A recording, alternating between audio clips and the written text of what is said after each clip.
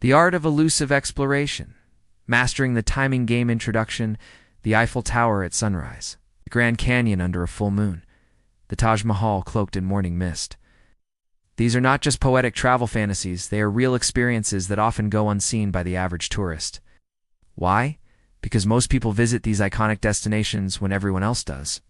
In the age of social media check-ins and peak season promotions, it's easy to forget that travel isn't just about seeing places, it's about experiencing them. In this segment, we dive deep into the timing strategy, arguably the most powerful and underused trick for avoiding crowds at the world's most popular travel spots.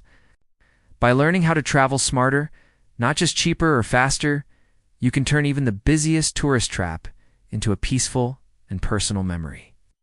Chapter 1. Know thy crowd. Before you even think about booking your trip, you need to understand your competition, the crowd. Tourists move like tides, dictated by seasons, school breaks, and weather conditions. If you can predict them, you can avoid them. Understand peak seasons.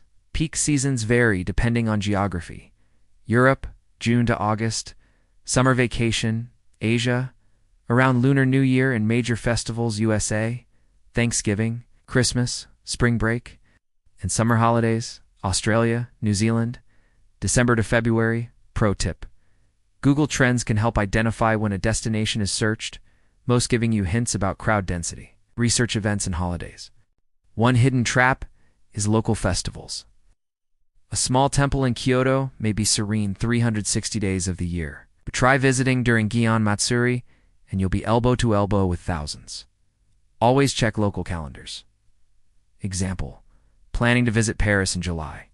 You'll hit Bastille Day, spectacular event. Yes, but also a magnet for massive crowds. Try June or early September instead. Chapter 2. The beauty of shoulder season. Between the extremes of high season and off season lies a golden window. Shoulder season? It's the sweet spot when the weather is still pleasant, but the crowds have thinned. It's the hidden treasure of savvy travelers. Why it works: hotel rates drop, flights are cheaper, locals are less stressed and more welcoming. You actually have room to breathe at attractions. Examples of shoulder seasons: Italy, April to early June, or mid-September to October, Thailand. November, right after rainy season, but before peak tourist season.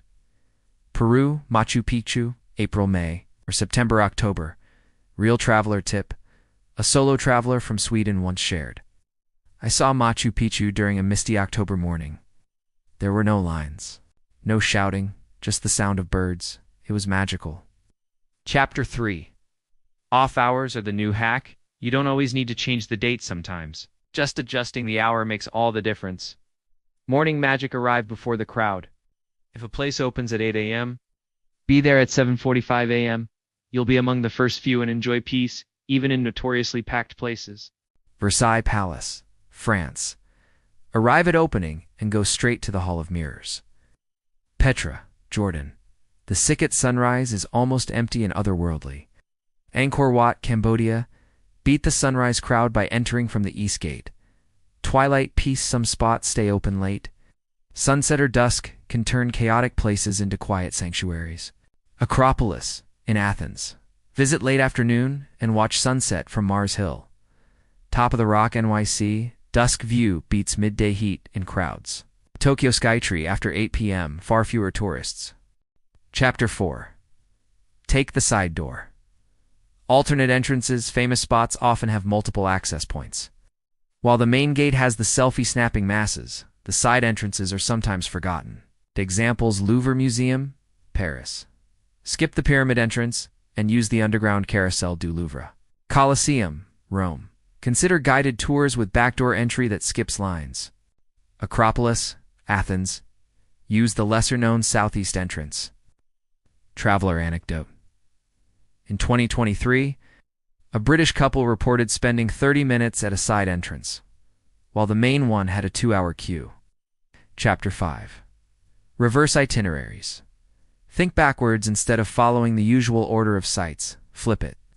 Why it works: most tourists follow guidebooks or travel blogs step by step. If you simply reverse the path or zigzag, you avoid being in the same place at the same time as everyone else. Case study: Venice, Italy. Typical tourist route: St. Mark's Square, Doges, Palace Rialto, Bridge Grand Canal, boat ride reverse plan. Begin in Cannaregio district. Take a morning gondola before the canals get jammed. Head to Rialto Bridge for early lunch. Visit Doge's Palace in the late afternoon. End your day at St. Mark's Square for sunset. Fewer people, beautiful light. Chapter 6. Private access. Splurge wisely. Sometimes. The best way to avoid crowds is to skip the public experience altogether. Private tours and early access. Many iconic attractions offer early or after-hours entry for a fee. Vatican museums. Before-hours private tours avoids the Sistine Chapel crowd. British Museum. Book a private guide for entry before opening. Neuschwanstein Castle. Private group tours at odd hours are worth it. Yes, it costs more. But for once-in-a-lifetime spots, you're paying for serenity, not just a photo. Chapter 7. Technology is your ally. Your phone can be a weapon against crowds if used smartly. Useful apps. Google Maps shows peak visiting hours for landmarks. TripIt or Wanderlog. Plan your day and slot in crowd-free hours. Getterguide and Klook. Filter by early, late access tours. Weather apps helps avoid crowds that move based on sun, rain. Bonus hack. Google Maps timeline history can help you analyze crowd levels from other travelers. Just zoom in and explore past visit trends. Chapter 8. Explore the near but not known. Instead of obsessing over the landmark, look around it. Some alternatives offer better experiences with half the crowd. Hidden gems near crowded giants. Eiffel Tower gives Park Day Buttes showmount.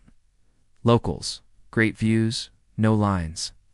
Santorini gives Naxos, or Milos. Greek beauty minus the Instagram crowd. Niagara Falls gives Niagara Glen Nature Reserve. Quieter, greener, stunning. Traveler reflection. In Kyoto, I skipped Fushimi Inari and found a quiet shrine called Otegi Nenbutsuji. I was the only one there. It was spiritual. Conclusion. Crowd-free is a state of mind. Avoiding crowds doesn't mean you have to skip famous places altogether. It means experiencing them on your terms, not someone else's schedule. It's about seeking moments, not check marks. With timing, planning, and a bit of flexibility, the world becomes a quieter, more personal place, even in its most popular corners.